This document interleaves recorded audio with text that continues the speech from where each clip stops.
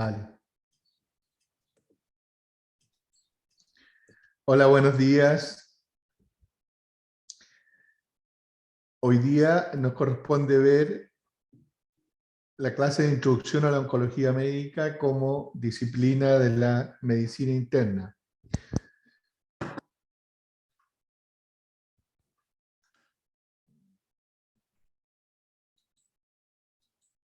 Ahora estoy yo pegado.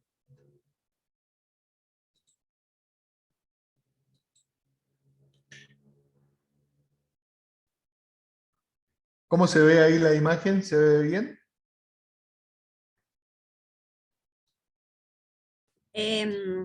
Lo que pasa es que tiene que colocarlo en pantalla grande, porque si Sí, está... pero cuando lo coloco no me permite mover las diapositivas. No sé por qué. A ver, ahí sí, ya. Eso, ya. Ahora sí, ahora sí. Bueno, la definición de oncología médica se define como una especialidad integrada en el campo de la oncología con una formación básica en medicina interna. Es decir, en nuestro país, para ser oncólogo médico, primero hay que ser internista. Y desde ese punto de vista, la oncología médica es una de las subespecialidades más, entre comillas, jóvenes de la medicina interna, dado que España en 1980 fue el primer país que reconoció la oncología médica como una subespecialidad de la medicina interna. Luego, en una línea de tiempo, se entiende que eso ha ocurrido recientemente. El ámbito de la oncología médica está centrado en el diagnóstico del cáncer, en el tratamiento médico del cáncer, en la atención clínica de los pacientes y en el seguimiento de la enfermedad neoplásica. Como ven ustedes, es un ámbito bastante integrador y esto implica que para el enfoque de un paciente oncológico necesariamente se requiere de una mirada multidisciplinaria. Esto es un principio fundamental de la oncología, dado que si este enfoque multidisciplinario no se lleva a cabo, el gran perjudicado, el gran perdedor es siempre el paciente. También esto conlleva que en su formación como médico, conceptualmente ustedes tienen que tener claro que el tratamiento, el manejo del paciente oncológico es multidisciplinario.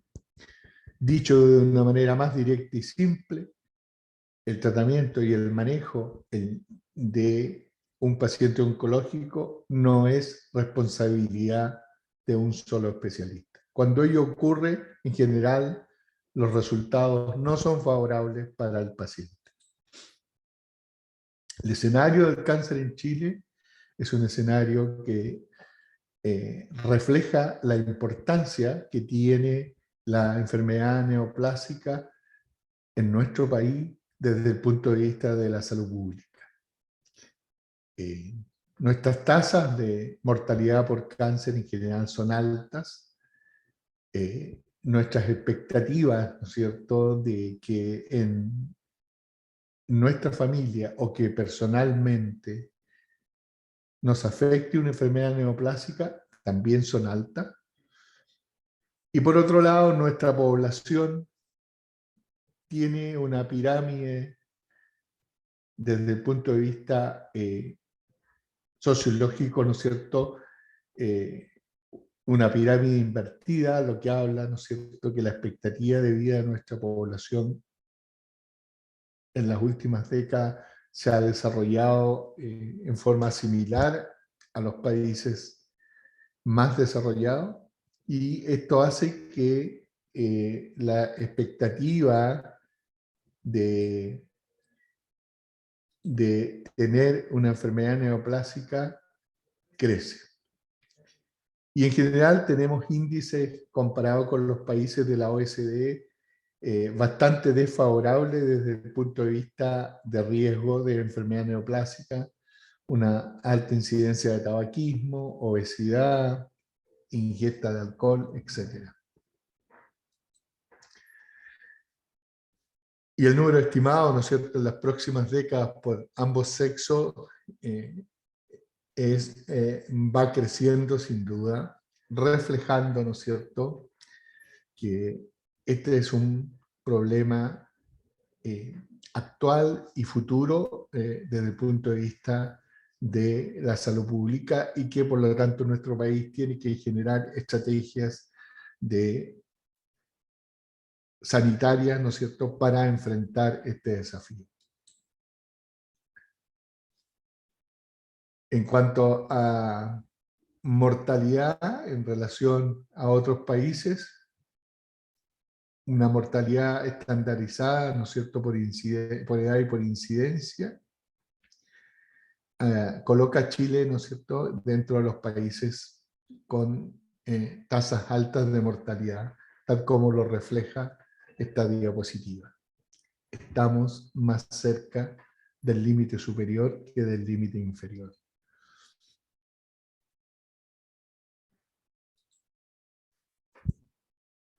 Y en nuestro país hay regiones en que ya la enfermedad neoplásica ha desplazado a las enfermedades cardiovasculares como primera causa de muerte. Y hay ya 5 regiones en el país en que la enfermedad neoplásica es la primera causa de muerte. Y probablemente esto sea también un hecho concreto en nuestra región y en la medida que desarrollemos, ¿no es cierto?, mejores registros, mejor registro de tumores, seguramente nos vamos a dar cuenta que nuestra región también pertenece a este grupo.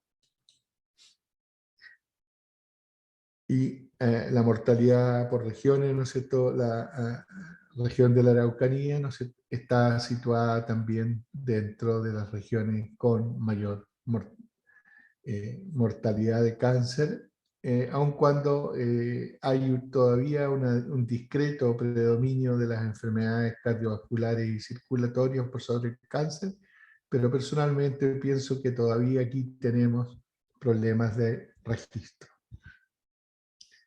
Y esto se refleja muy bien en una cuestión práctica que a ustedes les va a tocar ver y ya como médico, ¿no es cierto?, cuando quieran revisar la data de, por ejemplo, los certificados de defunción, casi todos los certificados, ¿no es cierto?, dice paro cardiorrespiratorio.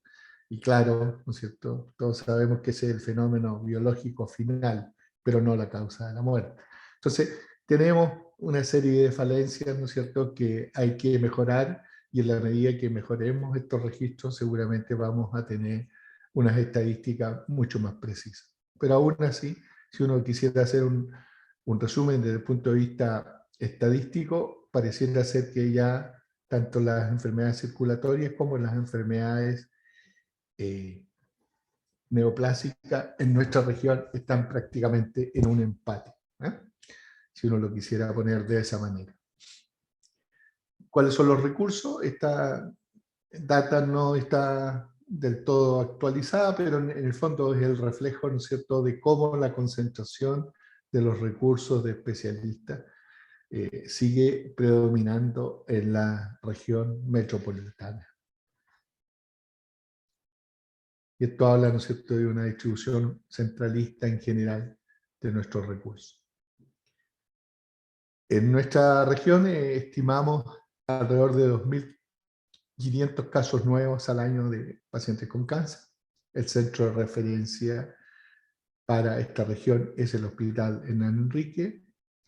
En estos momentos somos 6 oncólogos, la cifra cambió un poquito, pero aún así habla de que tenemos 0,6, ¿no es cierto?, oncólogos por 100.000 habitantes, cifra que es absolutamente insuficiente.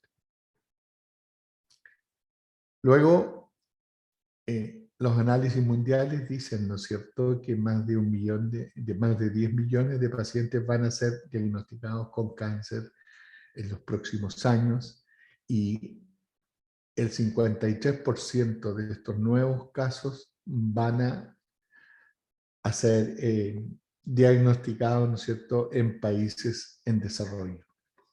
Lo que quiere decir, ¿no es cierto?, que nuestros países se van a ver seriamente afectados por una alta incidencia de enfermedad neoplásica. Y el 2050 se estima que el 75% de los casos van a ser diagnosticados en países en desarrollo.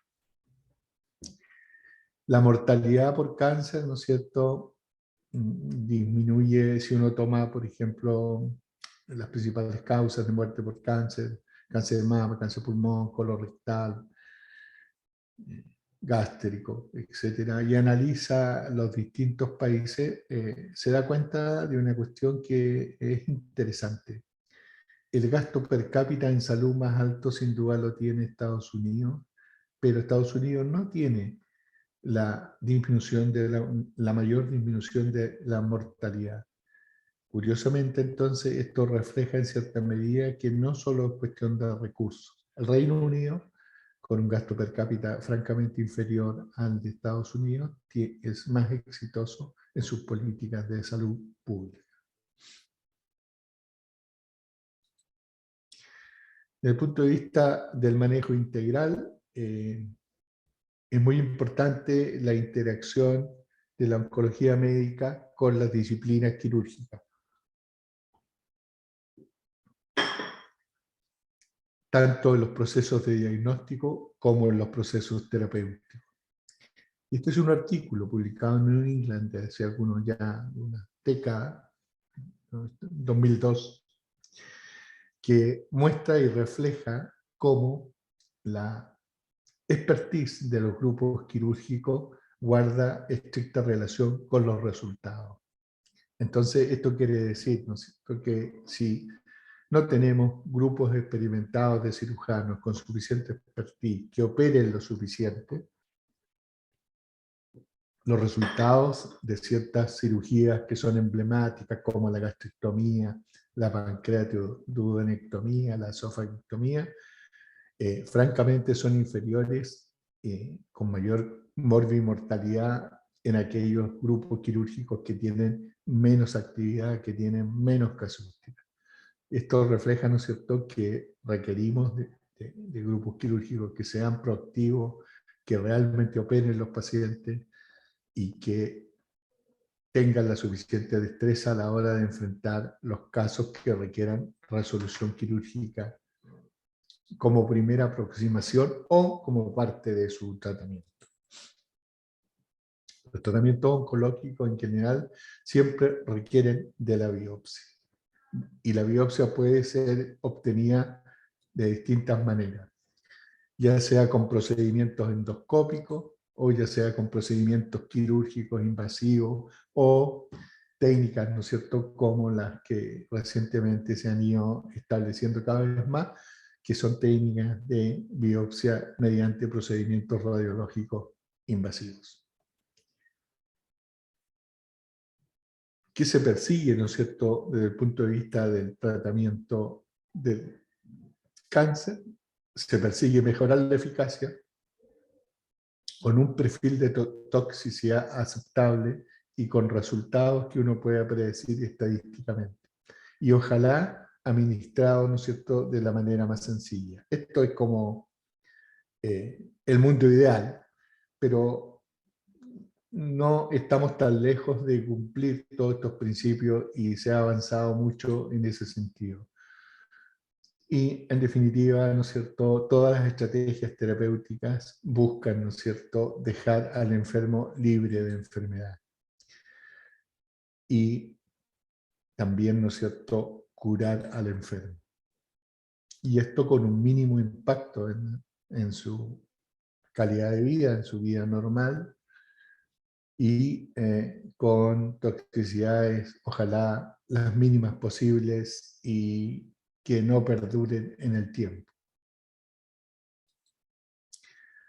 La aparición del oncólogo médico viene con la aparición, ¿no es cierto?, de sustancias que se demuestran antineoplásicas.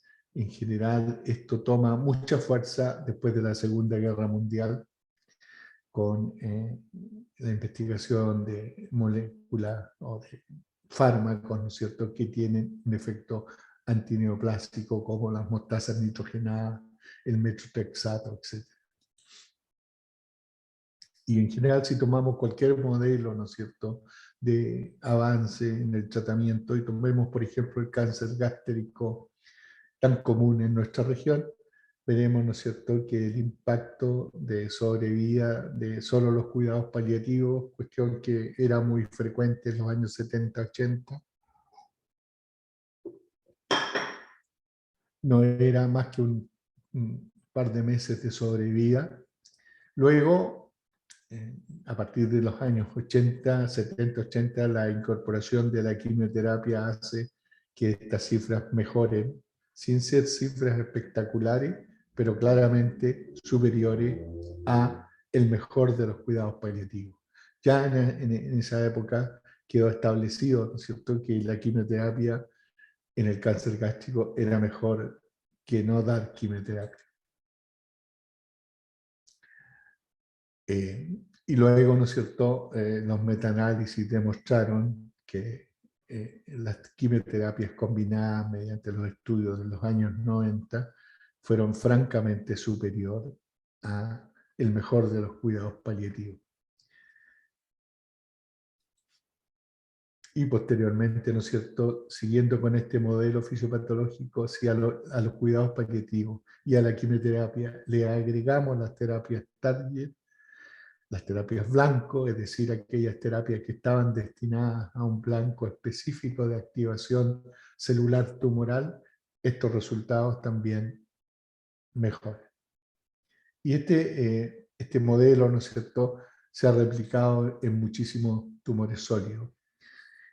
Y en el caso del cáncer gástrico, este modelo, ¿no es cierto?, de terapias blanco quedó reflejado en el estudio de TOGA, que tomó como blanco terapéutico el oncogen HER2 positivo en los pacientes con cáncer gástrico, y las curvas de quimioterapia sola versus quimioterapia más el trastuzumab, que era el anticuerpo monoclonal anti-HER2, demostraron un impacto, ¿no es cierto?, en hazard ratio y en la sobrevida global, ¿no es cierto?, de los pacientes que expresaban este oncogen y que recibían este anticuerpo monoclonal.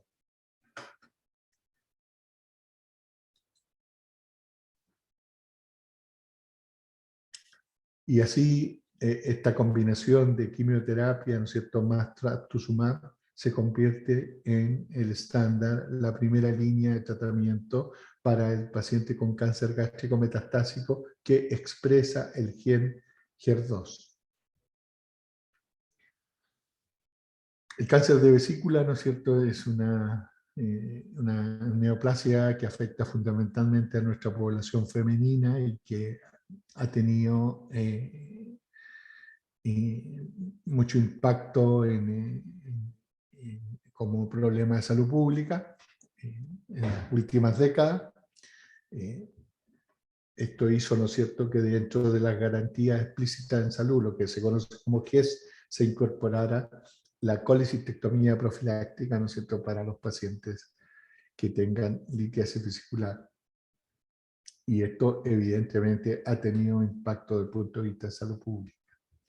Esta es en curva de ya los años 90, mediados de los 90, publicadas, ¿no es cierto?, y consideradas en el De Vita, ¿no es cierto? El De Vita es el libro clásico de la oncología, el De Vita es a la oncología lo que el Harrison es a la medicina interna, y estas curvas que muestran, ¿no es cierto?, que el pronóstico de los enfermos que eran susceptibles de cirugía radical era francamente mejor que los pacientes que no se podían operar. Y en el intermedio están todos los pacientes que han recibido algún tipo de cirugía o que han recibido algún tipo de resección, pero no radical.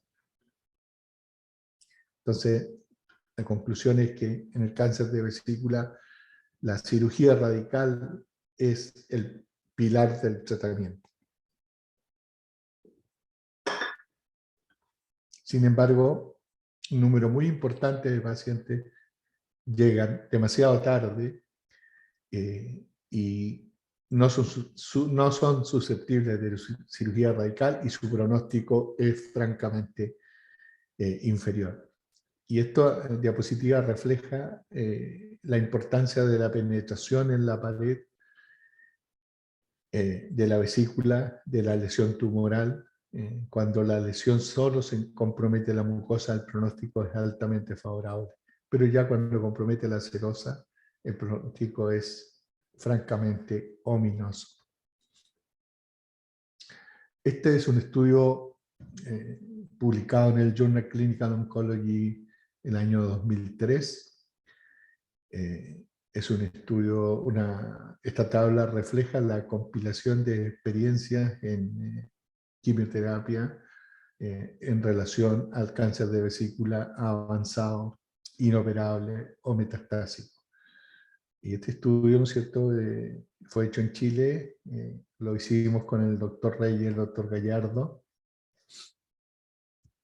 y muestra cómo la asociación de gencitabina con cisplatino es una de las combinaciones con mejores resultados, y este estudio del 2003 sigue marcando el estándar junto con otros estudios, ¿no es cierto?, pero con una población mucho más pequeña, como los estudios del doctor Tubal o Carraro.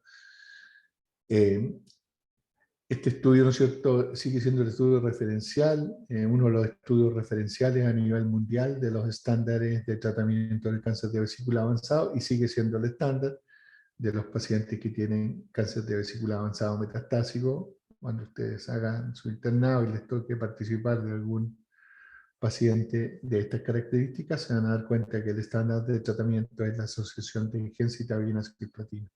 Y uno de los estudios que dejó establecido este estándar fue un estudio chileno. Las terapias combinadas han tenido gran importancia e impacto en el manejo de la patología oncológica, en particular de la patología oncológica gastrointestinal, y esta diapositiva muestra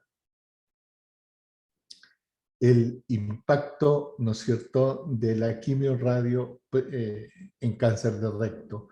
Y el porcentaje de recurrencia locorregional es mucho mejor, como lo demuestra esta curva, usar la estrategia de quimioradio preoperatoria que usar la estrategia de quimioradio postoperatoria. Hoy día el estándar, ¿no es cierto?, en el cáncer de recto que supera el T2 es la quimioradio terapia preoperatoria. Y en los tumores digestivos, en esta diapositiva se refleja cómo el impacto del desarrollo de nuevas drogas ha tenido un impacto notorio en las curvas de sobrevida global, partiendo por el mejor de los cuidados paliativos, ¿no es cierto?, con la irrupción del 5-fluoracilo. El 5-fluoracilo fue a la oncología lo que los digitales son a la cardiología, es decir, es una de las drogas históricas básicas del tratamiento oncológico ha sido el 5-fluoracilo, que aún está vigente asociado a nuevas drogas. Y la asociación, ¿no es cierto?, de 5-fluoracilo con nuevas drogas a fines de los 90 y principios del 2000 generó este impacto en la mejoría de la sobrevida global de los tumores digestivos, particularmente el cáncer de colon y recto.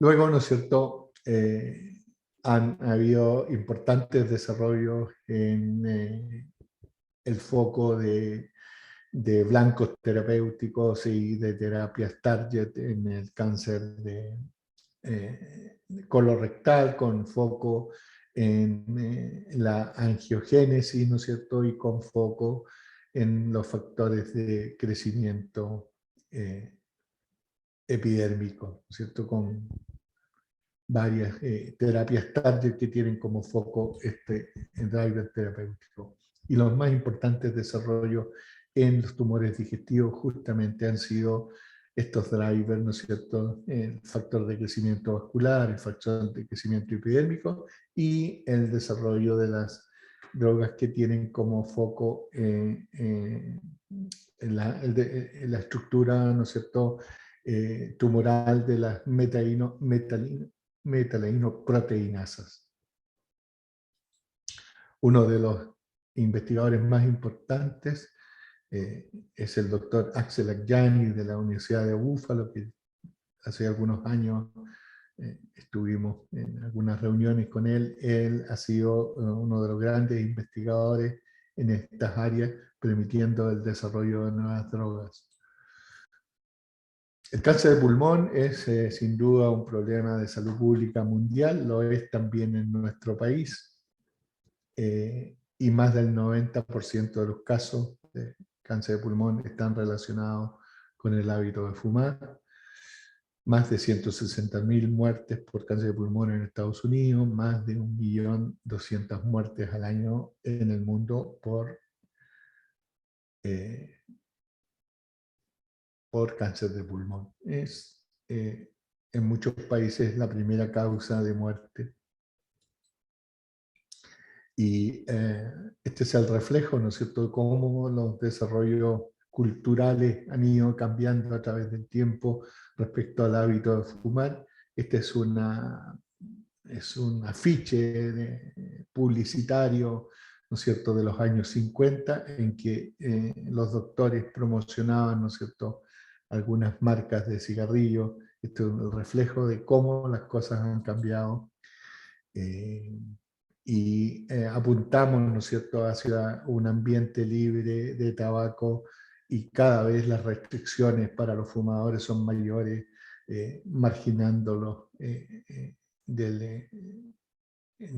los espacios públicos, ¿no es cierto?, cada vez más. Y Chile, ¿no es cierto?, adhirió, ¿no es cierto?, al grupo de países, más de 50 países, ¿no es cierto?, que buscan tener sitios libres de tabaco, ¿no es cierto?, cada vez más en distintas situaciones, bares, restaurantes, en fin, todo tipo de instalaciones, ni hablar, ¿no es cierto?, de los medios de transporte. Y esto ha sido un gran avance sin duda, pero el hábito de fumar no ha decaído ni mucho menos, ¿no es cierto? Sigue habiendo, ¿no es cierto?, curvas ascendentes de cáncer de pulmón, tanto en hombres como en mujeres, y cada vez más el hábito de fumar se hace más evidente, ¿no es cierto?, fundamentalmente en mujeres.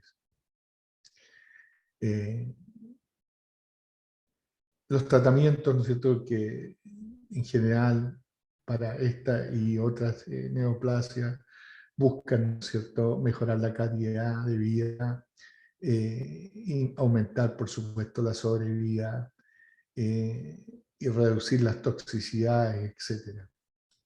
Esto en oncología en general implica un enorme esfuerzo de todo tipo terapéutico, de salud pública, de educación, etcétera, etcétera.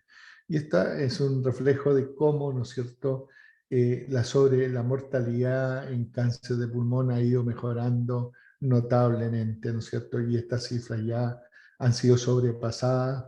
Recientemente han salido los resultados de un estudio que combina la quimioradioterapia, que se llama, y la inmunoterapia, que se denomina el estudio Pacific Trial, y recientemente han salido el seguimiento a 5 años, y en el Pacific Trial, ¿no es cierto?, los pacientes con estadio de cáncer de pulmón 3B tienen una sobrevida de aproximadamente el 45% a 60 meses. Es decir, poco menos de la mitad de los pacientes están libres de enfermedad a los 5 años. Sin embargo, el hábito de fumar, desde el punto de vista epidemiológico, de verdad, a los fumadores prácticamente nunca se pueden deshacer, ¿no es cierto?, del impacto que puede tener el hábito de fumar. Y así los pacientes que han suspendido por más de 30 años el hábito de fumar siguen teniendo un riesgo muy por sobre los pacientes que nunca han fumado. Esta es una curva del doctor Richard Pito de la Universidad de Oxford, un epidemiólogo muy importante, ¿no es cierto?, que refleja cómo el hábito de fumar prácticamente nunca deja de tener impacto en la génesis, ¿no es cierto?, del cáncer pulmonar y en la mortalidad.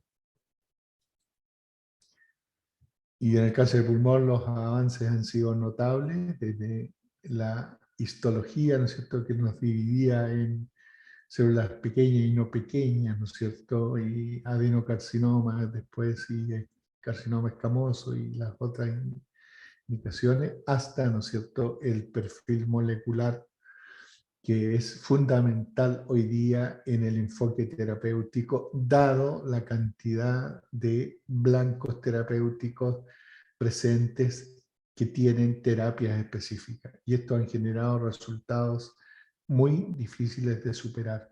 De entonces, hoy por hoy, ¿no es cierto?, las mutaciones target en cáncer de pulmón son fundamentales. Es prácticamente, cuando uno se enfrenta a un paciente con cáncer de pulmón, tener esta disponibilidad sobre el escritorio equivale a tener el antibiograma sobre nuestro escritorio. Sin esto, las decisiones terapéuticas pueden ser erróneas y no van a tener la efectividad que se requiere y la efectividad que hoy día existe, que es realmente notable.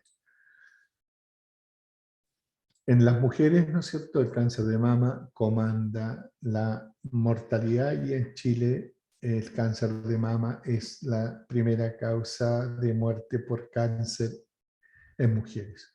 El cáncer de mama en su desarrollo ha tenido hitos que han marcado, ¿no es cierto?, época.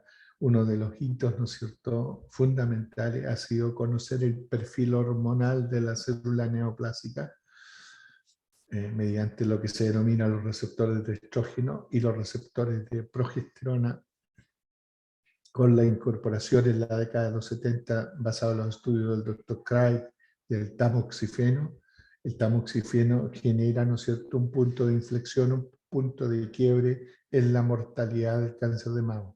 Un medicamento oral, ¿no es cierto?, de muy sencilla forma, ¿no es cierto?, de uso, ha generado un hito importante en el manejo del cáncer de mama, y luego, a partir del tamoxifeno, el desarrollo del gran grupo de fármacos que se rotulan, ¿no es cierto?, en forma genérica como hormonoterapia. Otro hito importante, ¿no es cierto?, ha sido conocer los genes pronósticos del cáncer de mama, y esta es un panel, ¿no es cierto?, de oncogenes en el cáncer de mama que genera población de buen pronóstico y de mal pronóstico, y riesgos, ¿no es cierto?, de tener enfermedad avanzada o refractario. Desgraciadamente, estos paneles todavía no están incorporados al manejo habitual del cáncer de mama, sino que constituyen todavía recursos de laboratorio, en su gran mayoría de investigación. Por razones de costo ha sido un poco difícil todavía implementar las tecnologías para que éstas sean masivas y permitan esta clasificación. Y el costo de estos exámenes todavía es alto si uno lo mira desde el punto de vista de la salud pública, que pretende tener una alta cobertura. No estamos todavía en ese nivel, pero esta tecnología existe, está disponible, y sin duda genera, ¿no es cierto?, un manejo distinto en el paciente, sobre todo en el paciente que tiene tumores relativamente pequeños. Ese paciente con tumores relativamente pequeños requiere, ojalá, de mayor precisión genómica para la toma de decisiones. Y esto marca, ¿no es cierto?, claramente la separación de las curvas de pacientes con perfil molecular de buen pronóstico versus el de mal pronóstico, tanto en términos de la sobrevida libre de metástasis como en términos de la sobrevida global.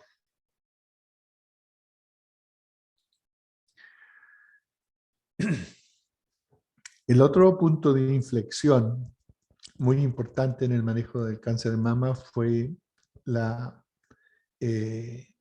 tipificación, ¿no es cierto?, identificación de un oncogen que es el HER2, el mismo HER2 que hablábamos en cáncer gástrico primero y originalmente se estudió en el cáncer de mama. La presencia de este oncogen hizo que un grupo de investigadores encabezado por el doctor Sleiman sintetizara, ¿no es cierto?, a través de productos biológicos un anticuerpo monoclonal contra este oncogen. Anticuerpo monoclonal que recibió el nombre comercial de Herceptin y que desde el punto de vista farmacológico es el trastuzumab. El desarrollar este oncogen y luego poder elaborar, ¿no es cierto?, en el laboratorio de biología molecular un anticuerpo monoclonal que bloqueara la acción de activación neoplásica de este oncogen, la aparición del Herceptin genera también un punto de inflexión en el manejo, ¿no es cierto?, de los pacientes que expresaban el oncogen.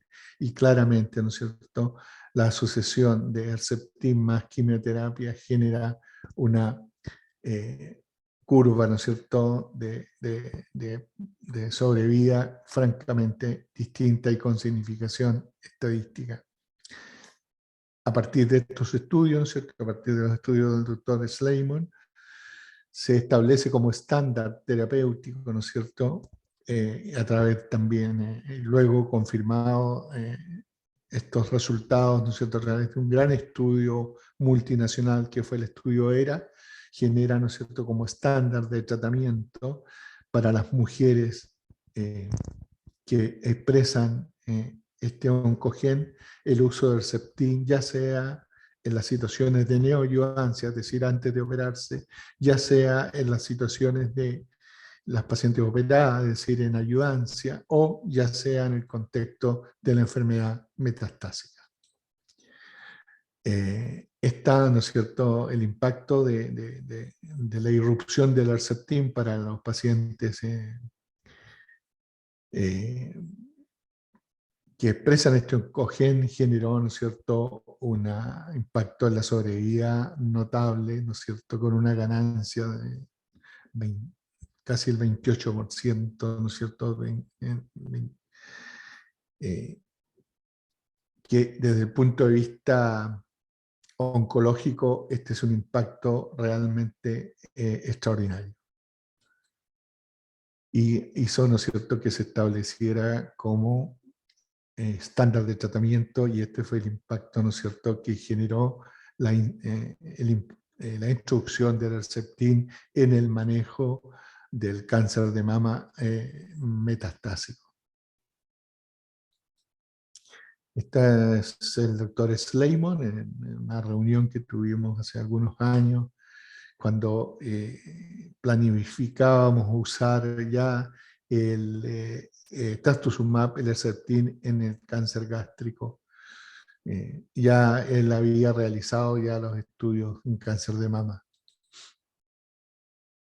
El manejo del cáncer de mama tiene muchas herramientas dependiendo del perfil de la paciente, ya sea el uso de la quimioterapia, ya sea la hormonoterapia, los inhibidores de mTOR, los inhibidores de CDK4/6, los antiangiogénicos, etcétera, pueden ser usados, ¿no es cierto?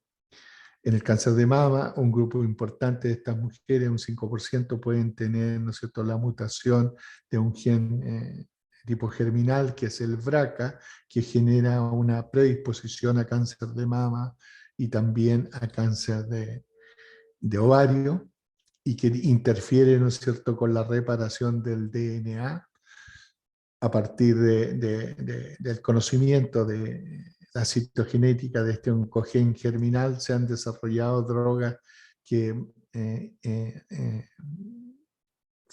favorecen la reparación, ¿no es cierto?, del DNA, y ejerciendo una acción terapéutica particularmente en las pacientes con cáncer de ovario que tienen la mutación del gen BRCA, que es el grupo de los fármacos conocidos como los inhibidores del PAR, ¿ah? Inhibidores de PAR.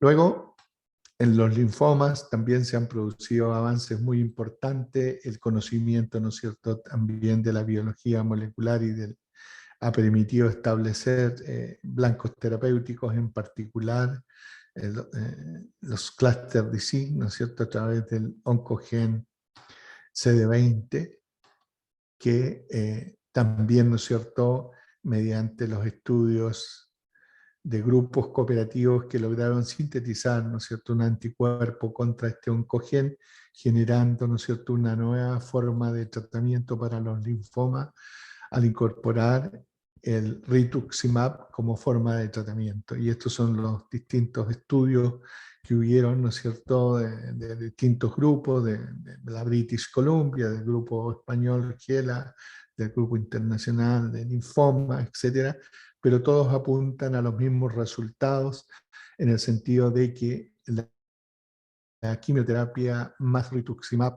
en los pacientes con linfoma no-Hodgkin que expresen el oncogen en CD20 era francamente superior. Y esto generó una nueva forma de tratar los linfomas. La inmunoterapia es la revolución en el manejo de las terapias oncológicas, y las estrategias de inmunoterapia tienen la capacidad de inducir respuestas tumorales de alta duración, lo que resulta en una meseta en la cola de la curva de sobrevida que ha sido muy importante. Esto genera respuestas terapéuticas muy duraderas en distintas enfermedades como el cáncer de pulmón, melanoma, cáncer gástrico, etc. Y esta modificación de la curva, ¿no es cierto?, es responsable de la inmunoterapia, haciendo que estas respuestas se prolonguen en el tiempo, incluso una vez terminado el tratamiento. Muchos investigadores han sostenido que si alguna vez vamos a usar la palabra cura, el sistema inmune va a entrar en juego. Se refieren a la curación en cáncer. Y esto porque pareciera ser, ¿no es cierto?, que esta nueva forma de enfrentar, de activar los linfocitos T, de hacer que los linfocitos T se concentren en las zonas tumorales y estimular la respuesta tumoral, ha sido un cambio muy notable en el manejo de los pacientes oncológicos.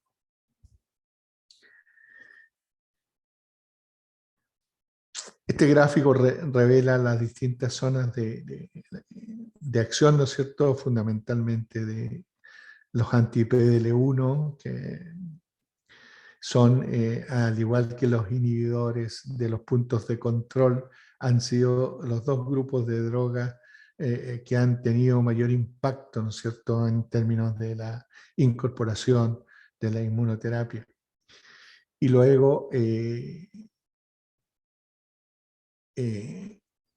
se están desarrollando nuevas técnicas, particularmente en tumores oncomatológicos, como es el desarrollo de las células de las CAR T-cell, que es una forma de tratamiento del cáncer extraordinariamente revolucionaria en linfomas y en leucemia de difícil tratamiento. Son técnicas que requieren terapéuticas que requieren de una implementación, de una cierta implementación, pero que se basan en el reconocimiento de células tumorales por parte de las células T. Esta es una forma de tratamiento que hay que ponerle mucha atención en los próximos años, porque seguramente va a generar impacto, ¿no es cierto?, en el manejo de distintas neoplasias. Todo esto, en definitiva, lo que ha hecho, ¿no es cierto?, es que el cáncer se vaya convirtiendo poco a poco en la gran mayoría de los tumores, ¿no es cierto?, en una enfermedad que tiende a ser de curso crónico. Hay que tener una razonable expectativa y optimismo respecto al futuro. Todavía los problemas no están resueltos y queda mucho por saber e investigar, pero sin duda, ¿no es cierto?, el avance en las tasas de curación que se acercan al 60% son realmente espectaculares.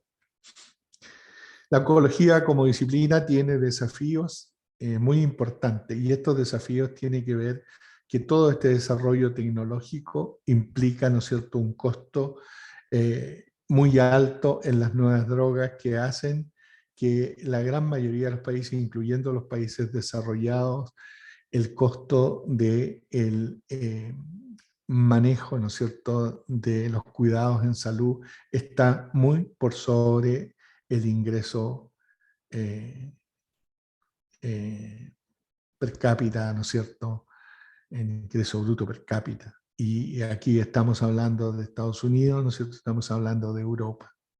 Y por supuesto, nuestros países se ven cada vez más afectados por esto, y hay que ver cómo, ¿no es cierto?, el costo en salud ha ido superando, ¿no es cierto?, el ingreso promedio en los países desarrollados. Esta es una luz de alerta porque sin duda va a requerir de políticas públicas probablemente transnacionales, continentales, para enfrentar esta situación y hacer posible que los nuevos avances lleguen a los pacientes. En cuanto a diagnóstico, uno de los hitos, ¿no es cierto?, ha sido la creación de estas plataformas de diagnóstico que permiten determinar 200, 300, 500 marcadores tumorales, oncogenes, ¿no es cierto?, algunos constituyéndose en claros blancos terapéuticos, otros aún sin blanco terapéutico conocido. Y estas son las plataformas, ¿no es cierto?, de técnica de secuenciación de la nueva generación. Esto es una necesidad. La oncología, el ejercicio clínico de la oncología requiere de esta tecnología, y esperamos, ¿no es cierto?, que de aquí a fin de año nuestro hospital de una u otra manera vaya incorporando estas plataformas diagnósticas. Esto ha hecho que cada vez más se hable de la medicina de precisión, ¿no es cierto?, que en el fondo es un concepto que se basa en el diseño de terapias dirigidas a alteraciones genómicas muy poco frecuentes y específicas de cada paciente. La medicina de precisión trata de mejorar la respuesta del tratamiento oncológico. Ese es su gran objetivo. Y una forma de proporcionar, ¿no es cierto?, al paciente opciones terapéuticas que mejor se adapten a sus condiciones genómicas particulares. Hay distintas test moleculares, ¿no es cierto?, en el diagnóstico.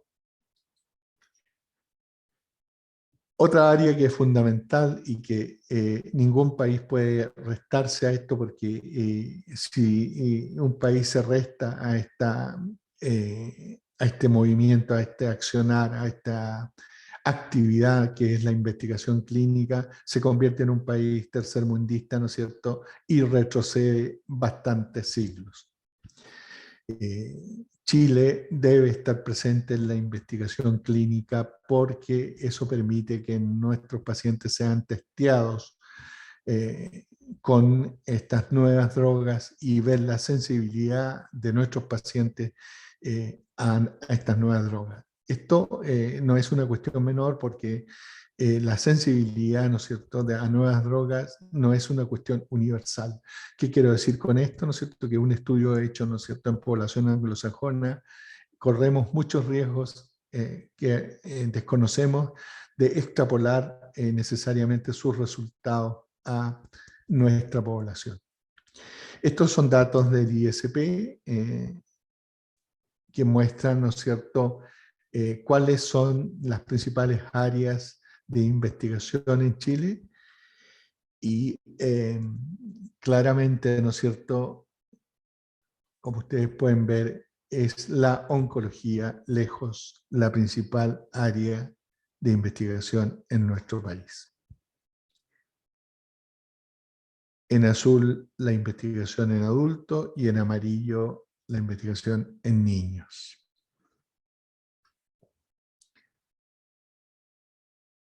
Los estudios en general son estudios patrocinados por la industria farmacéutica internacional.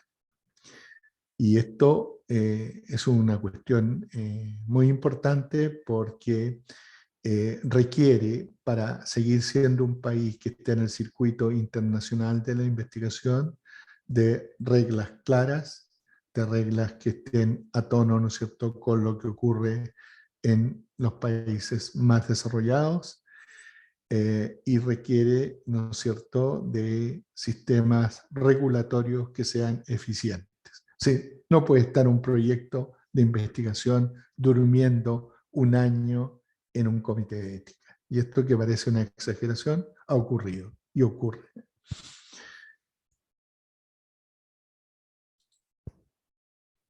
¿Quiénes son los países que más investigan? Por si alguien está pensando que esto de la investigación, como suele escucharse por gente que no conoce o no tiene los conocimientos o es malintencionada en términos de pretender o creer que la población que participa en los ensayos clínicos es, entre comillas, conejillo de India, es un ignorante y está terriblemente equivocado, porque el país más poderoso del mundo es el país que más recluta su población, ¿no es cierto?, de pacientes a ensayos clínicos. Y luego están todos los países que tienen el mayor desarrollo humano: Canadá, Alemania, Francia, Reino Unido, Italia, España, etc. Entonces, esto echa por tierra esta malévola creencia, ¿no es cierto?, de que participar en ensayos clínicos es de país tercermundista. Por el contrario, son los países del primer mundo los que más reclutan pacientes. Chile en Sudamérica es el líder, pero está en la cola de la OECD.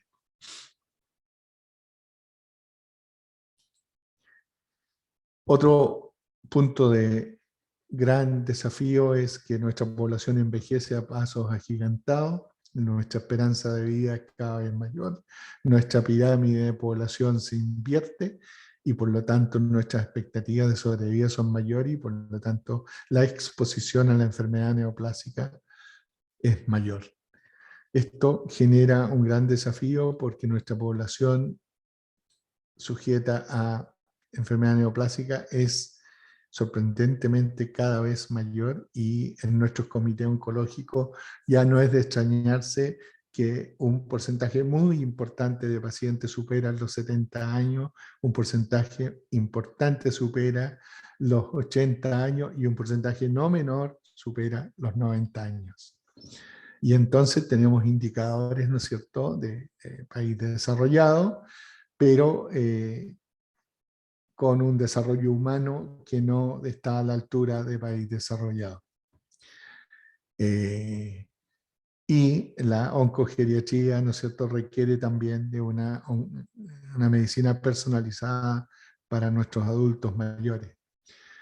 Nuestros tratamientos tienen que ser oportunos. Esta es una sátira hecha por un columnista español, ¿no es cierto?, publicada en una revista española de alta circulación, pero que refleja algo que también ocurre en nuestro medio y que no es inusual. Los tratamientos deben ser oportunos. Por último, el paciente terminal. El paciente terminal es un paciente que requiere, ¿no es cierto?, del manejo integrado de los cuidados paliativos, de la clínica del dolor y de la oncología. Si el paciente es terminal, no significa que tengamos que abandonarlo. Por el contrario, el paciente terminal, más que nunca, va a necesitar, ¿no es cierto?, de un soporte que tiene que tener una estructura que le permita acceder, que le permita poder enfrentar, ¿no es cierto?, las necesidades, es la fase terminal de su vida. Muchas gracias. Y hemos terminado justo a las 12 para entregarle la plataforma al doctor Conijeros, que viene con la última clase. No sé si tienen alguna pregunta, algún comentario. Podemos una o dos preguntas responder en honor al tiempo. ¿No? ¿No hay preguntas? No por mi parte, doctor. Muy bien. Entonces, dejo de compartir para dejar